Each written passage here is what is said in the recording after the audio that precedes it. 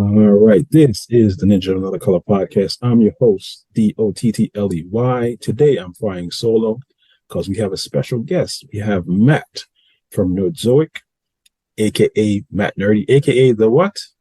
King of the NWO. How you doing, Matt? I am doing awesome. How about yourself? I am fine. I'm happy to have you here. First off, this is one question I always ask to all my guests. What are you collecting? It's a good question. I actually just had to make a video on this because I didn't even know half at this point. Like it's just so all over the place. Uh, so for my personal collection, it starts with, of all things, something I don't sell, and that's wrestling figures. I love old wrestling figures.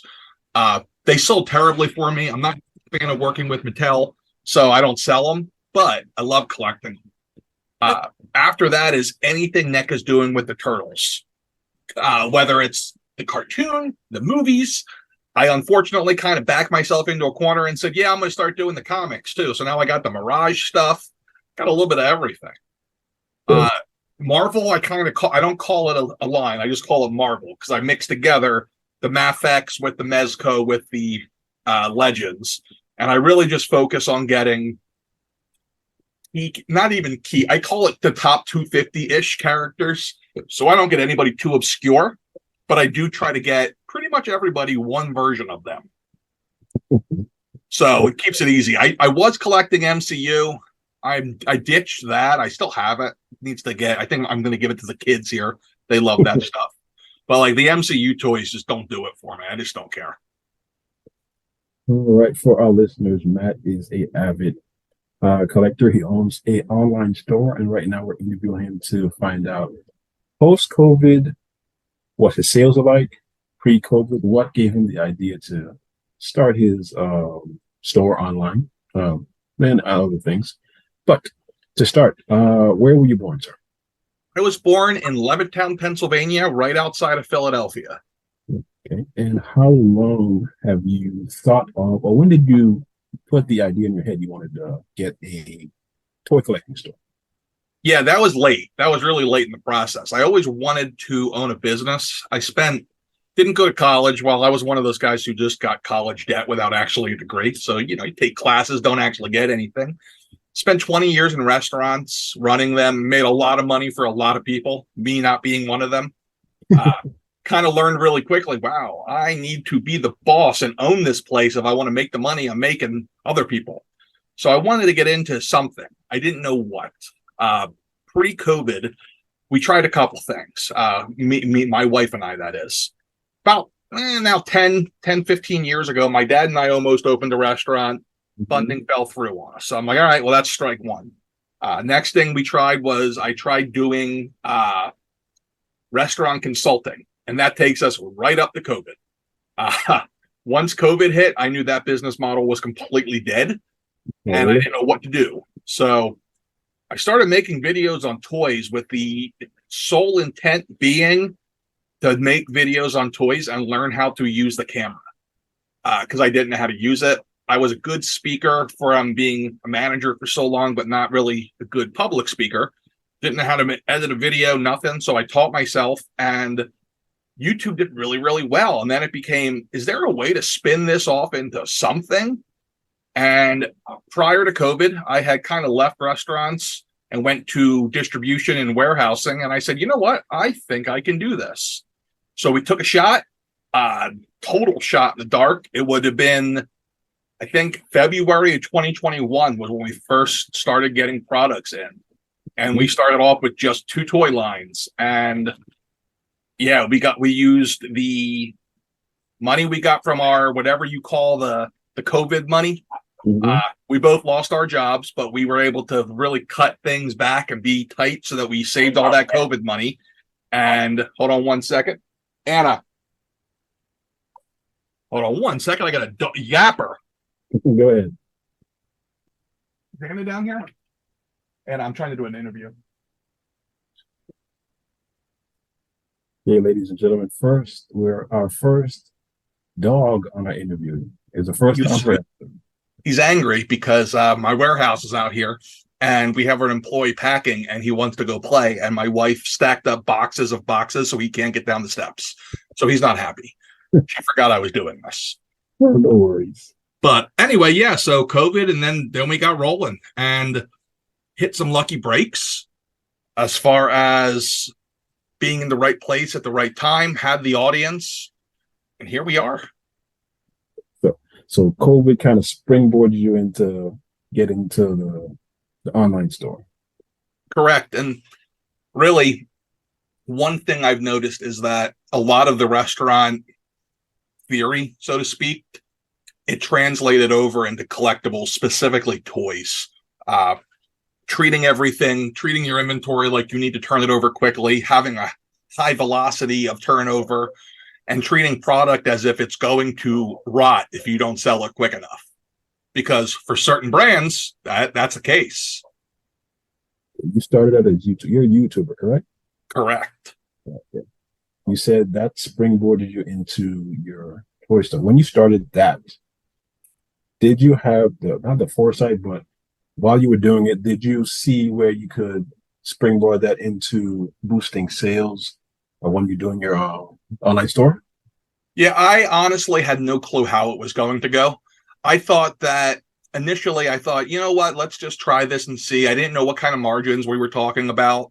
I didn't know if I was going to have the technical skills to run a website. Turned out I didn't, but I was really good with Google.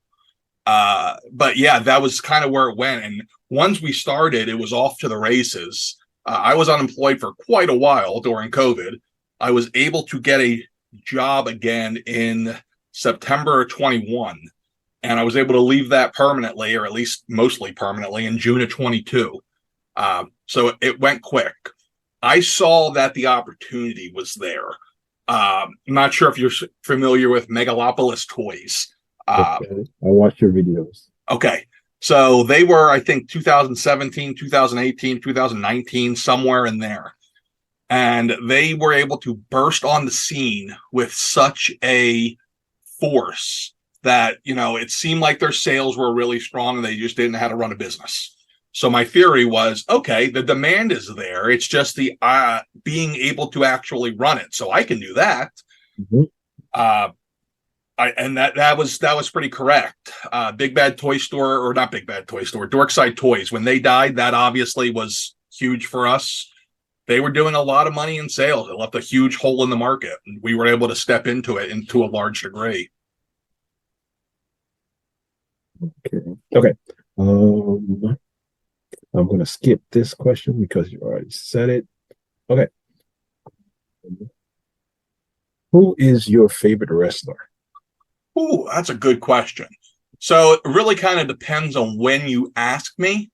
As far as eras go, for the longest time, I think it would be whatever incarnation of Mick Foley you want to say. Mm-hmm.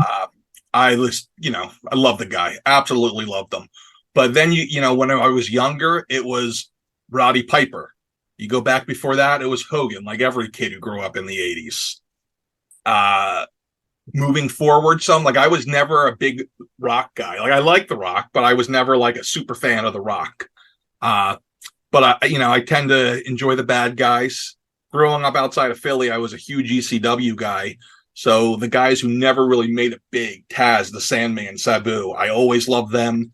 Got to meet a lot of them at various times because they were so small as a regional promotion that those guys would do a lot of autograph signings just to make ends meet.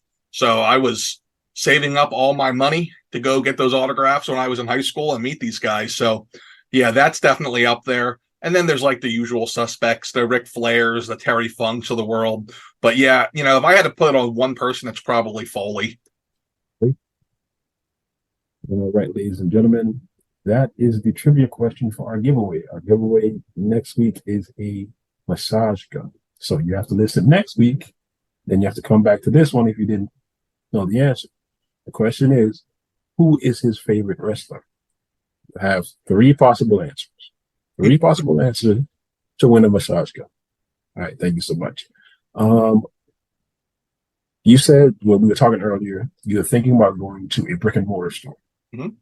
What will be the challenges of getting it to a brick and mortar store post COVID? So I don't look at COVID as too much of a factor in it.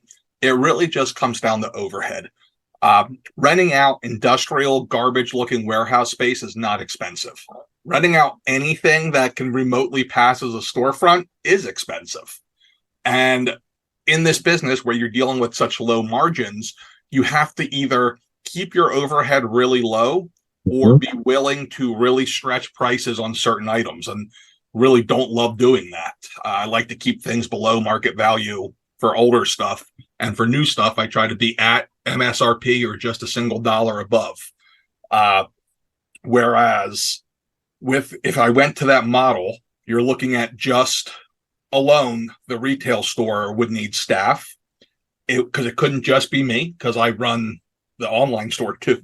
So that's the big challenge, is finding a location that financially and logistically meets the needs so that you could do it all in one place.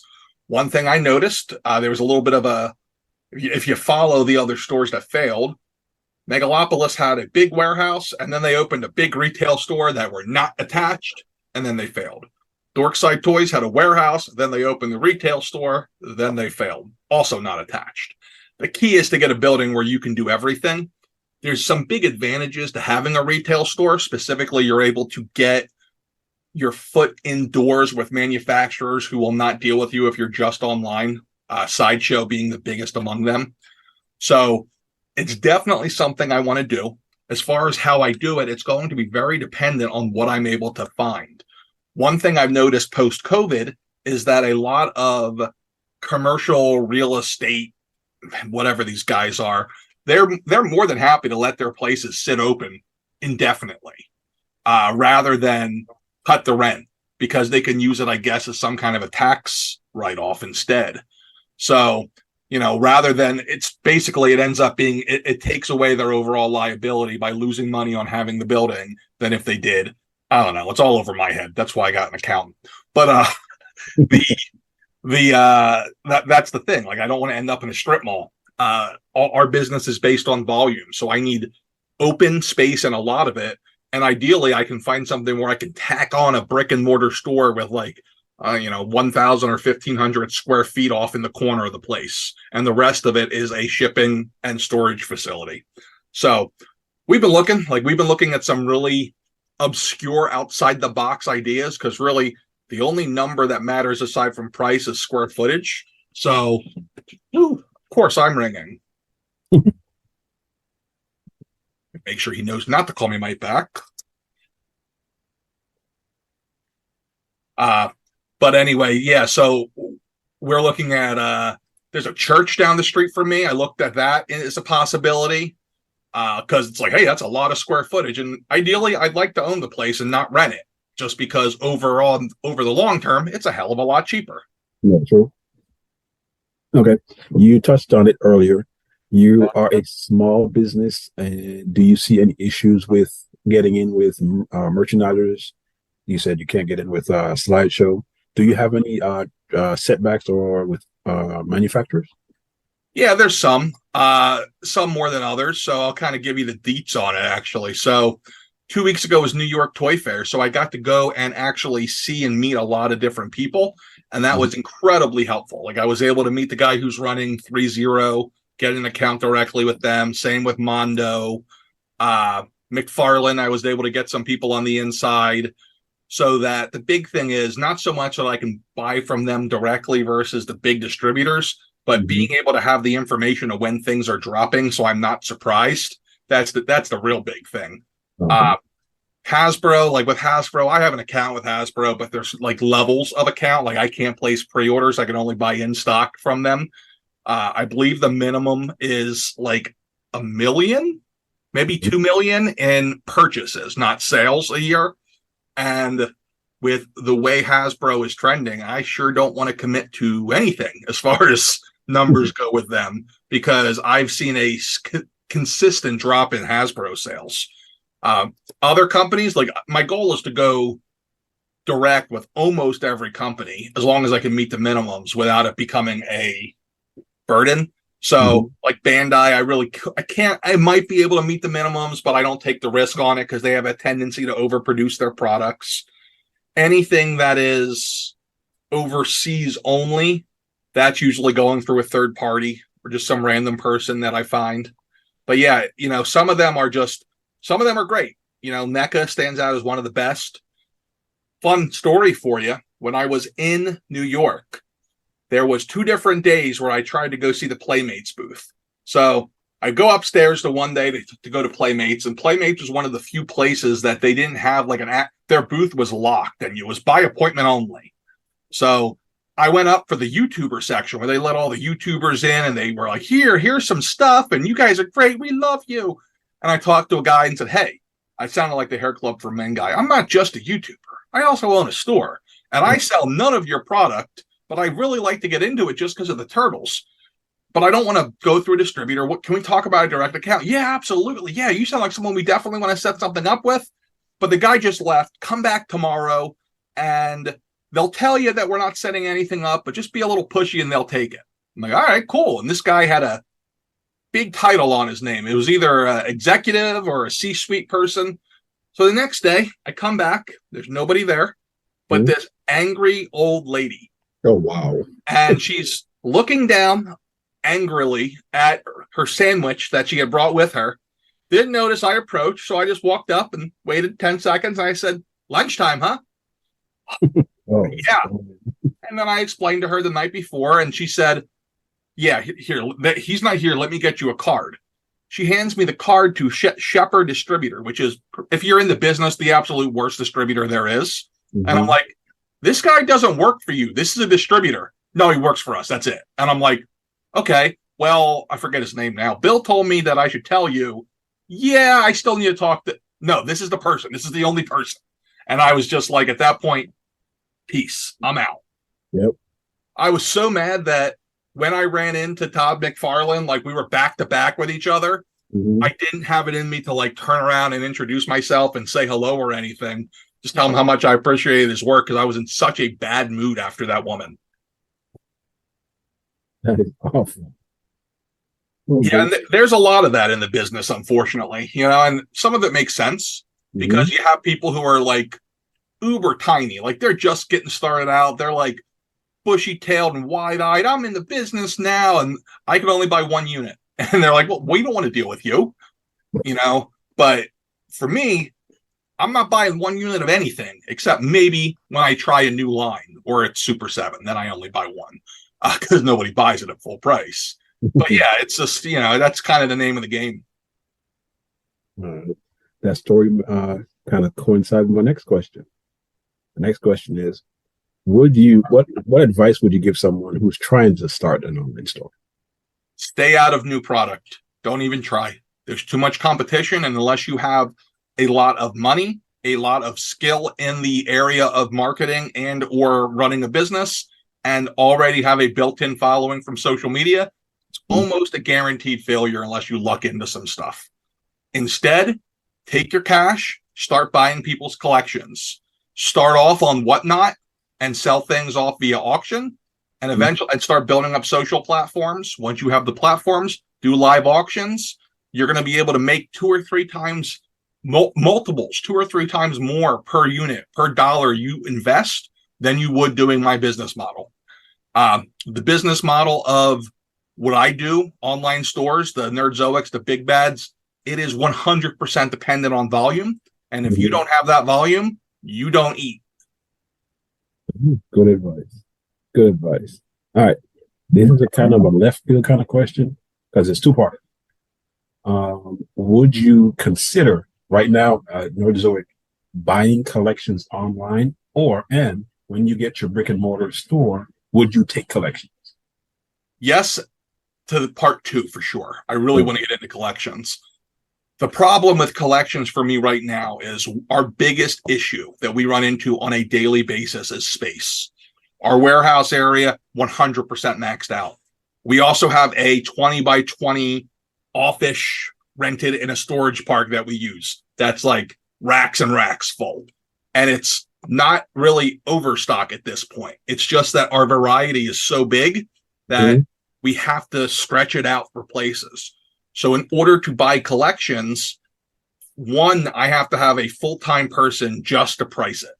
I don't have the time to do it right now, or else I'd have to find someone to replace what I do as far as the marketing and the website, which I've been trying to do, but that's easier said than done. When I have a brick and mortar store, absolutely, 100%. Like I kind of envision being able to do a lot of like Pawn Stars for toys types of videos there. Like, someone comes in with something really awesome, I'm going to be the guy to be like, no, go back outside, come in again, let me turn the camera on. Okay, cool. All right, I got two more, and I can have to go do what you do. All right, the next one is, I saw your video about crowdsourcing. Mm-hmm.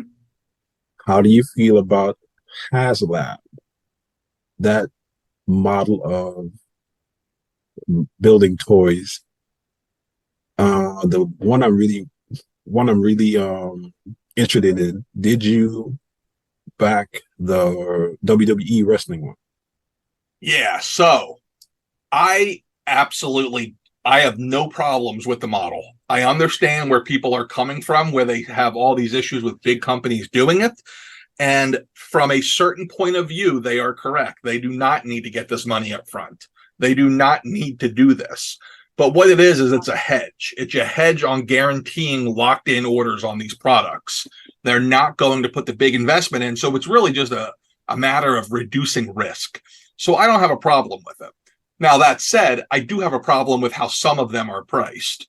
HasLab with the Ghost Rider, that car they did, that was insanity.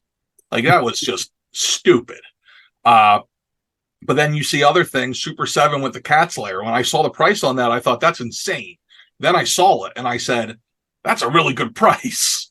Like, you get to the point with some of these things where, yeah, it makes sense. Yes, it's a lot of money and it prices people out, but not everybody needs to be able to buy everything. And that's just kind of the name of the game.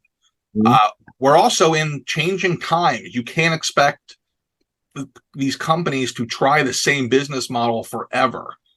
The stores don't really want them anymore. Like, we're seeing, Target and Walmart as an example, and I'll use Hasbro as the example because this is public information, lost tens of millions in dollars in Hasbro product in the last year and a half because they have to clearance everything out. They're not making money on these items. It is what's called a loss leader, where it's going to lose you money, but it gets you people in to buy things that do make you money. But there's a limit to that. And I think we're starting to approach that to the point where, they're only going to carry, once again, we're going to go back to like 2018, 2019 numbers where each store gets a case and that's it. Wow. So yeah. That's really going to be tight. It is. And when it happens, it's going to be kind of predictable what's going to happen. You'll start hearing everyone yelling about scalpers again. Mm-hmm. And then, the people will look at that as an opportunity to scalp, where in reality, go to a big bad toy store, go to Nerdzoic, and you pre-order it. You don't have to worry about this game. It's done. Mm-hmm. In fact, I've gotten to the point now with my pre-orders. I used to take pre-orders indefinitely because I could always just add on to my order. It was no big deal. Now, once my initial order is locked in, let's say I order 60 units of something, I set my pre-order to go off at 52 or 53, giving me some room for buffer, and that's it. Once it's done, it's done. Now, I might order more later, but I don't take that risk. And I think that we're going to go back to seeing everyone having to do that level of pre-ordering again, just because I see a lot of these stores, they lost too much money. And I feel it even because product that is new, I see it going out at 50% off at Target. And I'm just like, great, thank you, Target. But, the savvy collectors know that this is a game. This is a pendulum. Any day now, that's going to swing back and it's going to be, wow, I'll never see this figure. It's never going to be in stock anywhere. And, we've gotten to the point with me where, there's some products that never make it to stock. They are on pre-order. I fill the pre-orders, and then sometimes I don't have any left. And I do that on purpose. Okay. All right. I thank you so much.